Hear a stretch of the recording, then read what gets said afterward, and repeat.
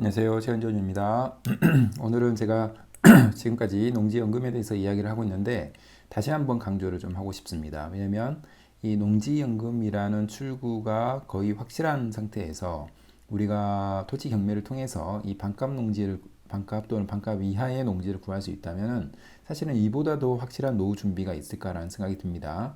지금 우리나라의 대부분의 사람들이 국민연금과 기초연금에 연금을 의존하고 있는데 그 액수 자체가 평균적으로 60만 원밖에 되지 않습니다. 그러나 저는 지금까지 많은 설명을 드린 것처럼 이 농지연금 하나만으로도 자기 자본이 없어도 월 평생 평생 동안 월 200만 원 이상의 연금을 받을 수 있다라고 제가 설명을 드렸습니다. 그런 농지가 있느냐라고 물어보신다면 충분히 있고 앞으로도 계속 그 설명을 해 나갈 예상입니다. 그래서 그 얘기를 좀 해보겠습니다. 우선은 토지 경매하고 농지연금이 합해지면은 이게 바로 연금을 준비하는 정답이라고 저는 생각을 합니다. 그래서 굉장히 많이 강조를 하고 있는데 우선은 토지는 가장 안정적인 우상향 자산입니다. 이거는 누구도 부인하지 못할 겁니다. 왜냐하면 그동안에 연도별 공시지가의 변동률이나 아니면은 다른 자산의 변동률을 보게 되면은 토지만큼 특히나 농지만큼 가장 안정적으로 우상향한 자산은 없습니다. 그리고 그러나 기회는 여기에 있는 거죠. 토지 경매 시장에서는 이 반값 또는 반값 이하의 농지가 많다는 겁니다. 물론 문제가 있는 농지들도 많습니다. 그러나 그런 물건을 문제를 해결해 가면서 어, 투자를 하시는 분들도 많이 있지만 저는 또는 저의 영상을 보시는 그래도 연금 준비를 해 나가시는 연령대에 계시는 분들은 사실은 이 방법은 저는 개인적으로 좋지는 않다고 생각을 합니다.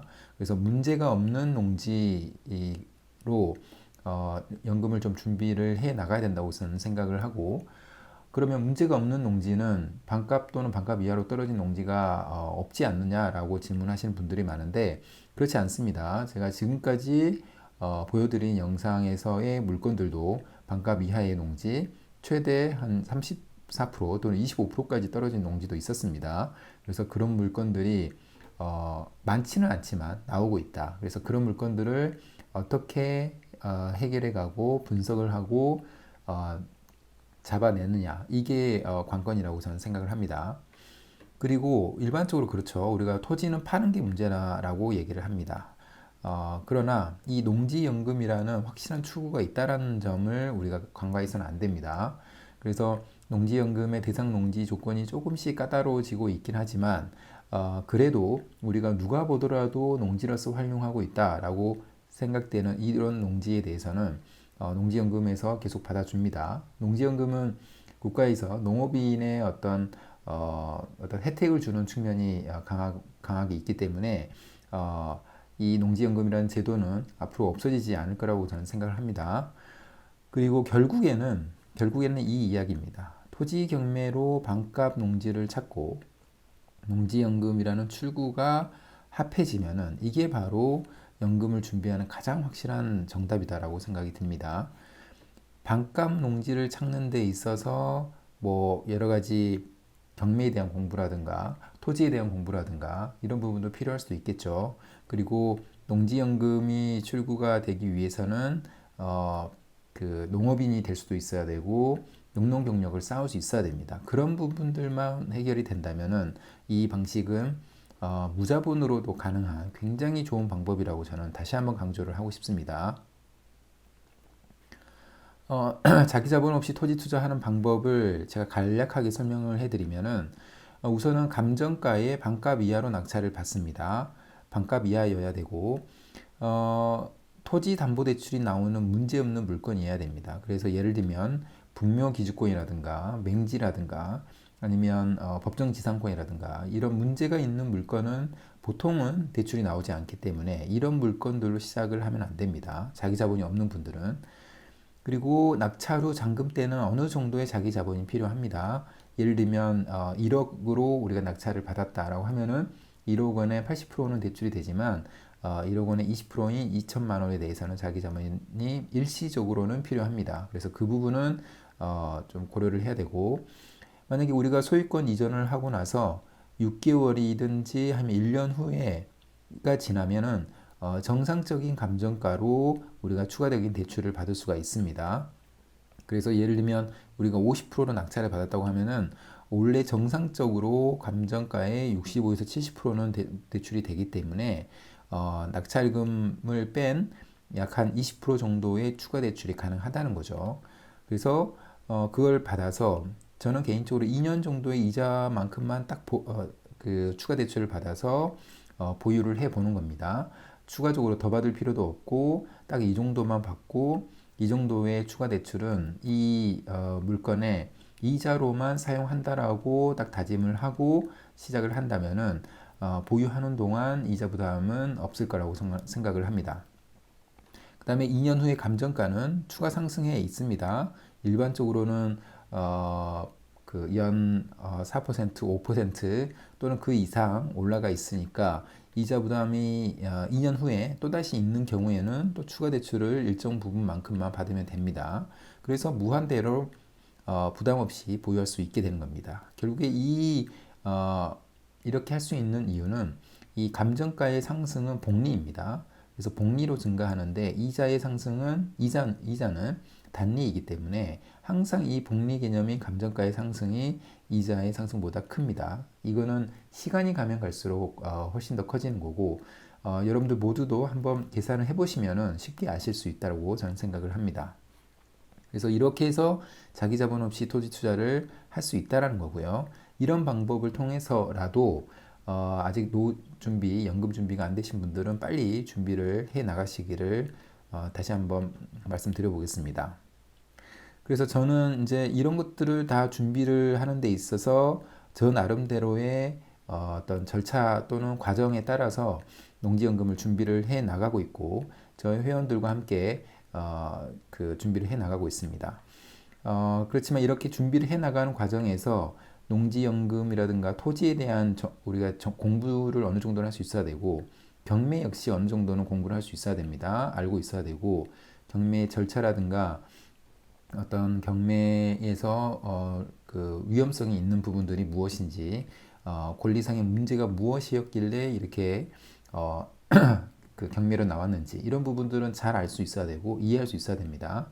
그리고 예를 들면 그 온비도 공매도 할 수 있으면 할 수 있어야 되고 농업인이 되는 방법, 그 다음에 영농 경력 쌓는 방법, 그 다음에 경작 협의하는 방법 이런 부분들을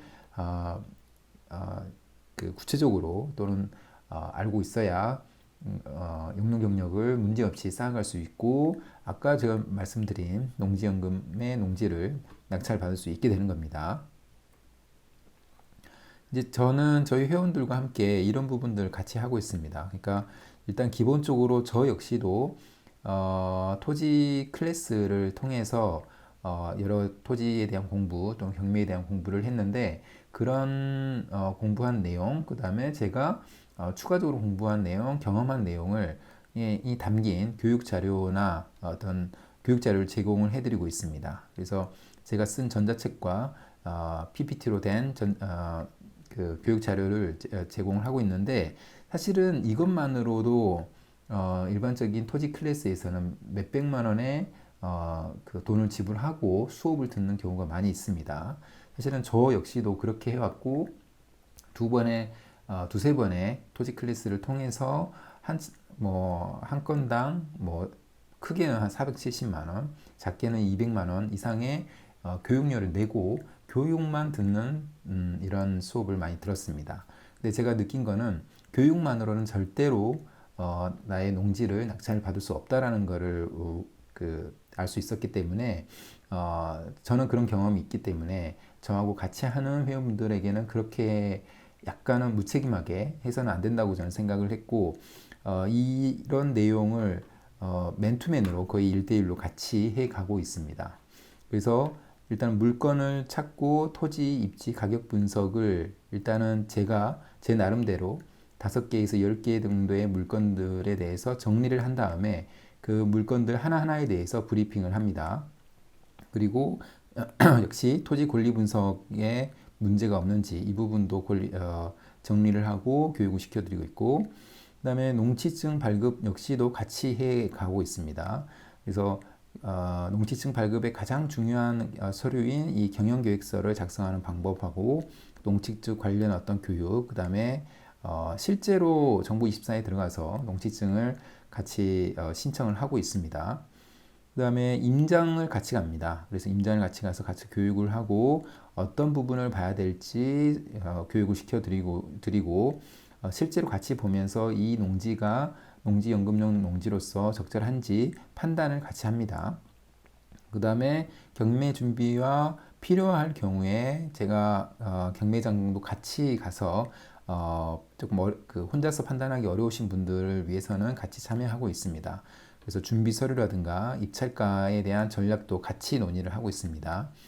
입찰가를 전략을 논의하는 데 있어서 중요한 노하우가 있는데 그런 부분들도 같이 이야기를 해가면서 진행을 하고 있고요.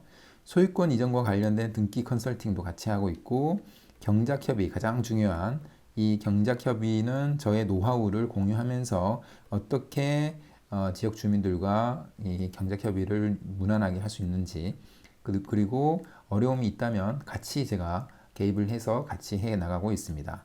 그리고 마지막으로는 이 농업 경영체 등록 확인서를 우리가 발급을 받아야 되는데 이런 부분에서 뭐 어떤 서류를 준비하고 어떤 전략으로 우리가 해 나가야 될지를 같이 하고 있고 이런 방법을 낙찰을 받을 때까지 진행을 합니다. 그래서 한 번으로 끝나지 않고 저와 같이 해 나가시는 분들은 꼭 한 개 이상의 물건을 낙찰 받게 되실 거고 처음부터 끝까지 저와 함께 하기 때문에 나름 안정적으로 물건을 낙찰 받을 수 있다고 생각을 하고요.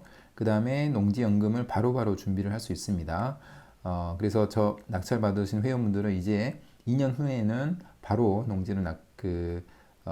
농지연금에 던질 수 있는 기회를 갖게 되신 겁니다. 그 다음에 이 모든 과정을 학습하기 때문에 사실은 이 과정 한 번을 저하고 함께 하신다면은 그 다음부터는 자기 혼자서 하실 수 있는 그런 정도의 실력이 늘어나 있다는 것을 확인할 수 있으실 겁니다. 그래서 이런 방식으로 누군가, 그러니까 제가 아니어도 전문가와 함께 처음부터 끝까지를 같이 해보는 것을 추천드립니다.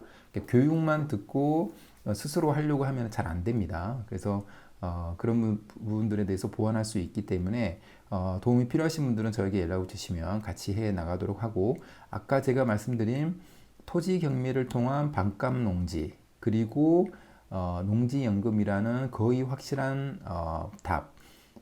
출구 전략, 이 두 개가 합쳐지면 정말로 좋은 노후 준비의 연금 준비 수단이 될 수 있다고 다시 한번 이야기를 해드리고 싶습니다. 그럼 오늘 영상은 이것으로 마무리하겠습니다. 감사합니다.